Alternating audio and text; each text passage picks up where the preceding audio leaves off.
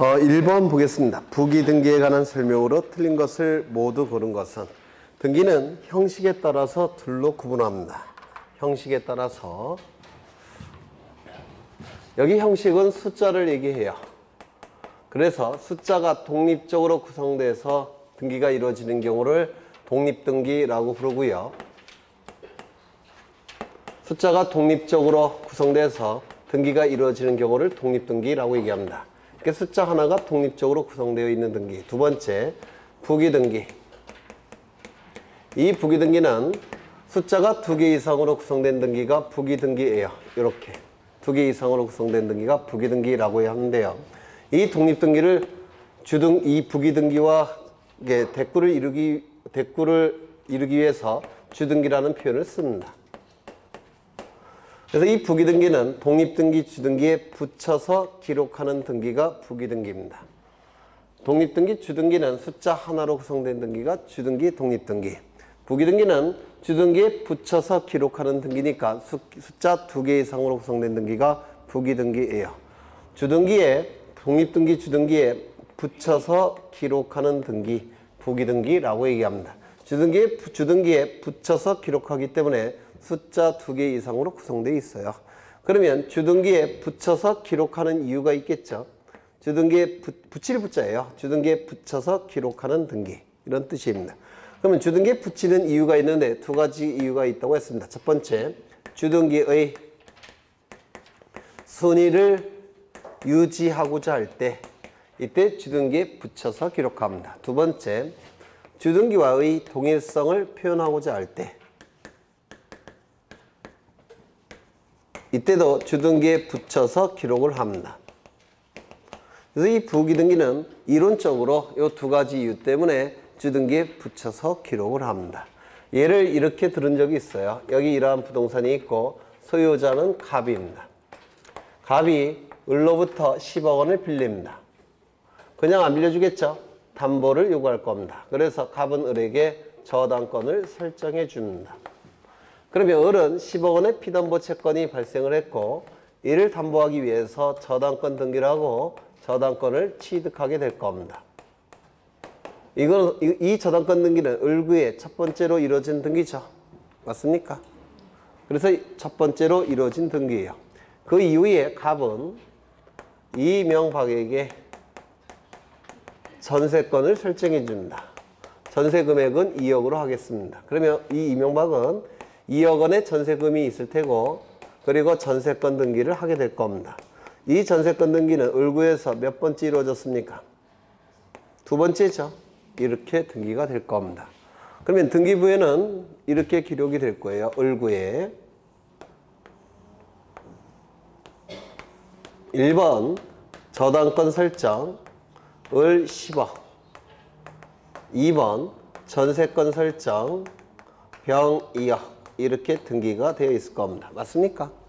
그렇죠. 그런데 이 을이 갑자기 돈이 필요해요. 얼마가 필요하냐면 한 5억 정도가 필요해요. 문제는 이 피담보 채권의 변제기는 아직도 1년이나 남았습니다. 그래서 돈 달라고 얘기하기에는 을이 갑에게 돈을 갚으라고 얘기하기에는 아직 변제기가 도달하지 않아서 1년을 더 기다려야 돼요. 그러면 을이 생각할 수 있는 방법은 요거를 다른 자에게 팔면 돼요. 이를 뭐라고 부르냐면 채권양도라고 얘기합니다. 10억 원의 채권을 양도합니다. 그러면 병은 10억 원을 을로부터 취득하겠죠. 10억 원짜리 채권이니까 얼마 정도면 을이 사겠습니까? 병이. 한 9억 원 정도면 사겠죠. 그렇지 않나요? 그렇죠. 그래서 9억 원을 주고 이 채권을 양도받았습니다. 그러면 이 병은 10억 원의 채권을 취득할 겁니다. 이때 이 저당권은 같이 따라가죠. 이를 뭐라고 얘기했습니까? 민법에서 수반성. 그렇죠. 저당권의 수반성을 얘기하는 겁니다. 피담보 채권이 양도가 되면 이 저당권도 피담보 채권에 딱 붙어서 수반되는 성질이 있는데 이를 담보물권의 통유성 중에서 수반성이라고 불러요. 담보물권의 통유성 공부하신 적 있습니까? 3월인데 수반성은 들어보셨어요? 또 뭐 있습니까 그러면? 부정성도 있습니다. 부정성은 담보물권은 피담보 채권에 딱 붙어서 끝나는 성질이 있는데 이를 부종성이라고 불러요.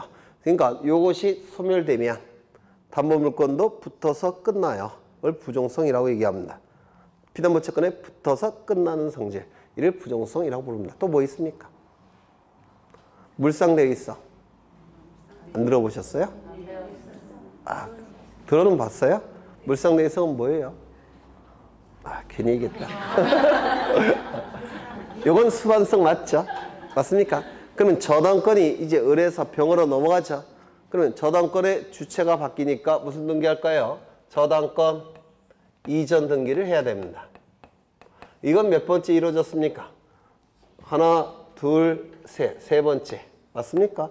그러면 이렇게 될 겁니다. 3번. 1번 저당권을 병에게 이전시킨다라고 공시합니다. 이렇게 등기를 하게 돼요. 그러면 나중에 이 부동산이 경매 절차로 넘어갔을 때 경락대금이 나오겠죠. 이 경락대금은 순위 번호에 따라서 배당을 받아갑니다. 그러면 먼저 누가 배당을 받아가야 될까요? 을, 병, 이명박 중에서. 을은 아니에요. 왜? 채권과 저당권을 전부 다 누구에게 넘겼습니까? 병에게 넘겼죠. 그리고 빠져나가는 겁니다. 그렇죠. 그래서 을은 아니에요. 누가 먼저 배당을 받아갈까요? 네, 이명박. 순서가 이렇게 돼 있잖아요. 2번, 3번. 그렇죠. 그렇다면 여러분이 병이라면 을에게 9억 원을 주고서 10억 원짜리 채권과 저당권 취득하겠습니까? 취득 안 할 겁니다. 순위가 보장되지 않으면. 맞습니까? 이 을의 순위가 병에게 보장되지 않으면 10억 원짜리 채권과 저당권을 9억 원 주고 사지 않을 겁니다. 그럼 이 거래가 이루어지기 위해서는 요 순위가, 을의 순위가 병에게 유지가 돼야 돼요. 그 유지하는 방법이 이 순위에 붙여서 기록하는 겁니다. 그래서 어떻게 기록할까요? 1의 1 이렇게 기록을 합니다. 이게 주등기 순위를 유지하기 위해서 주등기에 붙여서 기록하는 등기, 부기등기라고 얘기합니다. 이거 이해가 되십니까? 그러면 여기에 3번이라고 기록돼서는 안 되겠죠? 몇 번으로 기록돼야 될까요? 1의 1. 이 말은 요 순위가 유지가 된다는 뜻입니다. 이게 부기등기예요. 네? 1의 1. 1의 1. 다시라고 못 읽는 건 어디까지나 지적해서 그렇고 등기는 1-1 이렇게 읽어도 돼요. 네, 지적해서만 그렇고. 네. 여하간 이렇게 되는 이유 알겠습니까? 주등기 순위를 보장을 해줘야 돼요. 그래서 주등기 순위를 유지하기 위해서 주등기에 붙여서 기록하는 겁니다. 그러면 누가 먼저 배당을 받아갈까요?